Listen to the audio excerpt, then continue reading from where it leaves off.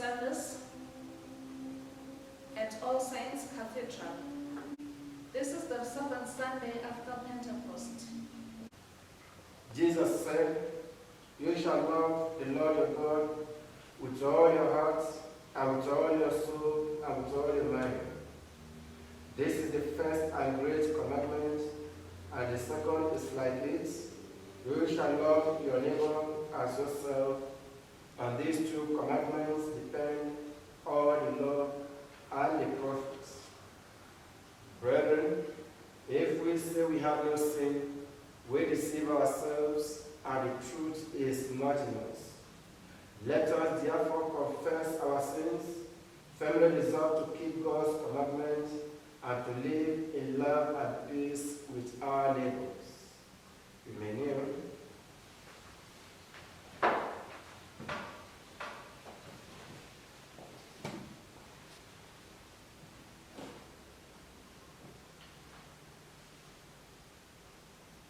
Almighty God, our Heavenly Father, in penitence we confess that we have sinned against you through our own fault, in thought, word, and deed, and in what of death and life. For the sake of your Son, Christ our Lord, forgive us all that is past, and grant that we may serve you in the newness of life, to the glory of your name.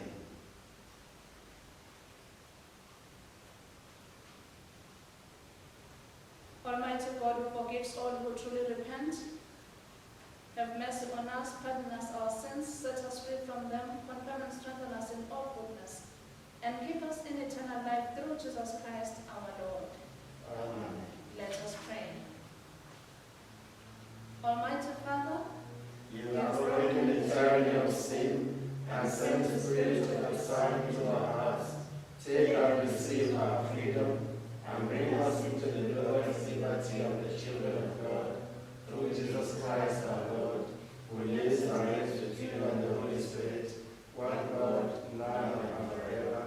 Amen. Good morning, saints. Good morning. We are going to speak in the name of God the Father, the Son, and the Holy Spirit. Amen. Amen. You may be seated. We continue today with our reflection in the Gospel according to St. Mark, as we were doing last week, and also continue to look at the life of King David, as we've been doing in the past few weeks. But today we also begin to look at Paul's letter to the Ephesians. So that's where our readings are based. Our first reading comes from 2 Samuel chapter 6, verses 1 to 5, continued at 12b to 19. Our psalm is Psalm 24, and we are reading Paul's letter to the Ephesians chapter 1, verses 3 to 14, and the Gospel according to St. Mark chapter 6, verses 14 to 29. Our title this morning is Restoring Righteousness and Holiness in the Church. As we continue with the theme of growth in the church, today God approaches us from a different angle. All along we've been looking at us meeting adversity and preparing for adversity, and being given the ability to overcome adversity in the world that we live in. Today, God begins to speak to each of us individually as He helps us to prepare for the everlasting, for life everlasting that is before us, which we need to prepare for while still alive here on earth. Indeed, over the week, the issue of righteousness and holiness and truthfulness among the children and servants of God has arisen in political spheres, whereby the world questions some of the things we do as we call ourselves Christians and depict ourselves as a Christian country. One big question we ask is, how does the looting the killing, and the intolerance showcase God to the rest of the world. We have a long way to go as a country that desires to be a pulpit in Africa. God still has to purify and correct us in many ways that we may become like Christ, putting others first instead of putting self first, fighting greed and corruption that has become a terrible weed in every sphere of governance and the life in the nation. In the readings today, we first find David and his troops, after having fought many wars, going out to return the Ark of God's covenant with Israel into its respectable place. After having gone through all that we go through in life, indeed, God brings a time of restoration and enlightenment. Indeed, we have been prophetically told that the shakings we see happening around us, but a way of God can prevail and be seen. We need to also arise in bringing the Ark of the Covenant into our own lives, churches, communities, and nations. The Ark of the Covenant represents God's presence, holiness, and righteousness among his people. And when God is not present among us, then we are truly doomed and without direction from him. The return of the Ark of the Covenant in Israel depicted a stronger relationship with God for his people, a living relationship, and for them to experience God's presence. That is exactly what we need in these days as we prepare for the return of Jesus Christ to come and collect his bride. We need to renew our covenant with God and revive ourselves into a life of righteousness and holiness, without which we cannot have access to God or see eternal life. From the dancing, singing, and sacrificing made by Israel as they brought in the Ark of the Covenant, we know that the presence of God brings much joy, motivation, and direction in our lives. And so, if we need to be a people of righteousness and holiness, we definitely need to journey to God together with God. The psalm appointed for today reminds us that we are and have belongs, what we are and have belongs to God. Thus, we are to use it to worship him, and in this way, we find ourselves using it righteously. When we understand that all that we are and have is from God, and will continually seek his face and seek to glorify him so that we may be blessed as we allow God into our own lives.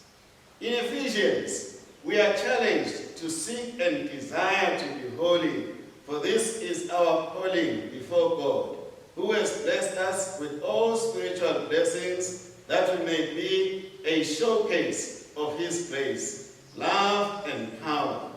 We have been adopted into his family through Christ, and one of the characteristics of this is righteousness and holiness.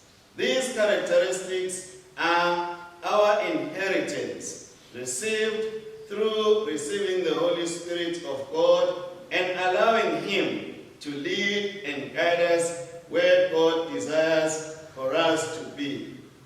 In our gospel reading today, we note how the world will always fight against being called to live righteously. King Herod was called by John the Baptist to live a righteous life as a leader, but refused to do so, and in the end imprisoned John the Baptist and eventually came to behead him at the request of a dancing Herodias' daughter. The world is opposed indeed to a righteous life, and the question we need to ask ourselves is how much are we as Christians willing to stand up for righteousness and holiness? Would we be willing to speak up and speak out for righteousness and holy living, or would we run at the first sight of Herod? When we speak out for righteousness, we will find opposition from the world.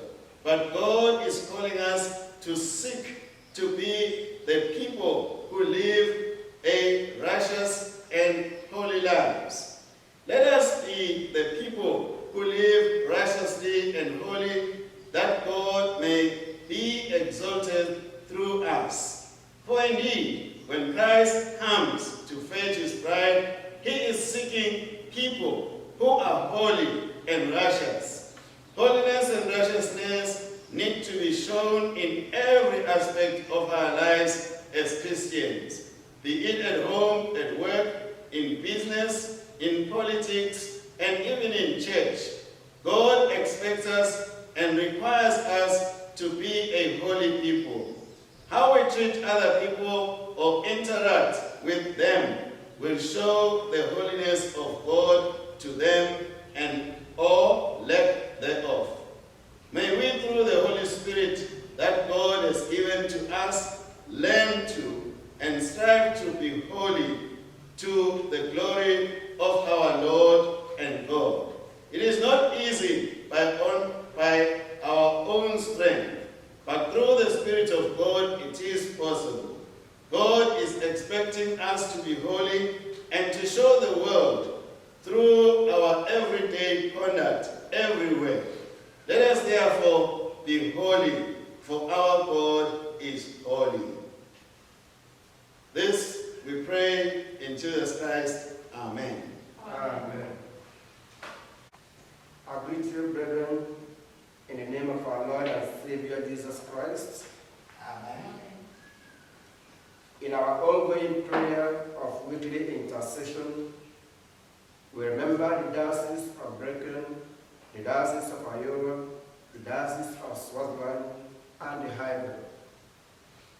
We continue to pray that God, in his infinite mercy, continue to lead and direct the affairs of the leadership of these dioceses.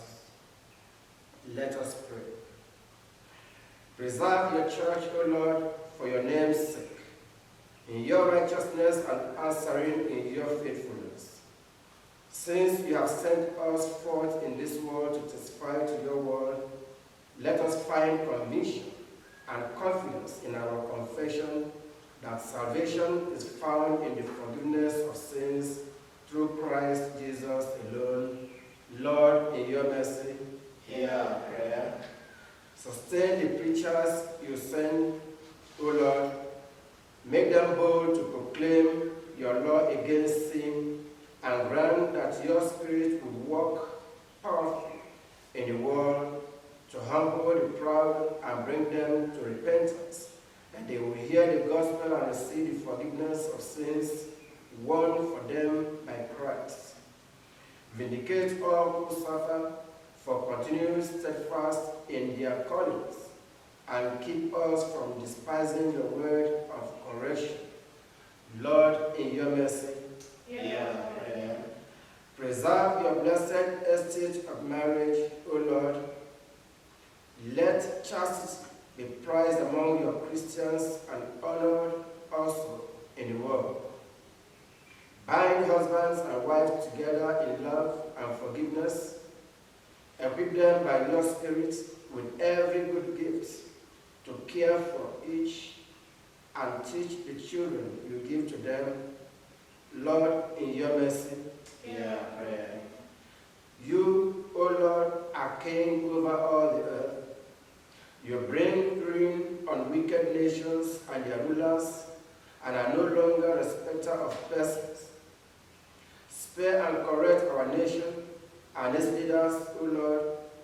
Let the conduct of our leaders, civil servants, and of your people be wise, just, honorable, and in accord with your revealed will.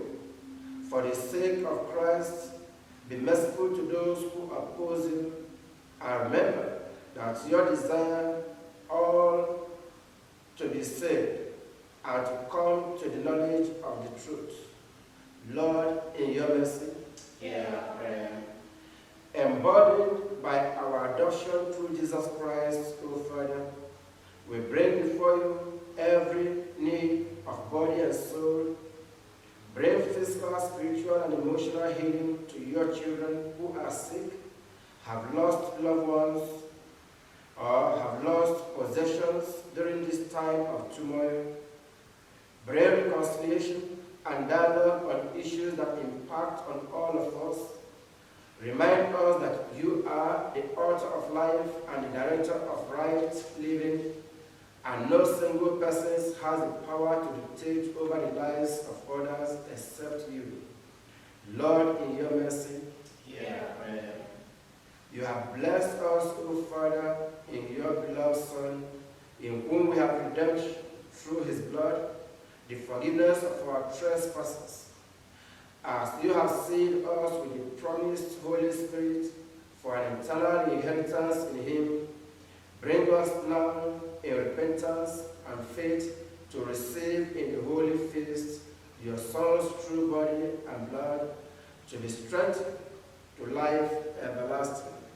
Lord, in your mercy, Hear our prayer. all these things and whatever else you know that we need, grant us, Father, through Jesus Christ, who died and rose again, and now lives and reigns with you and the Holy Spirit,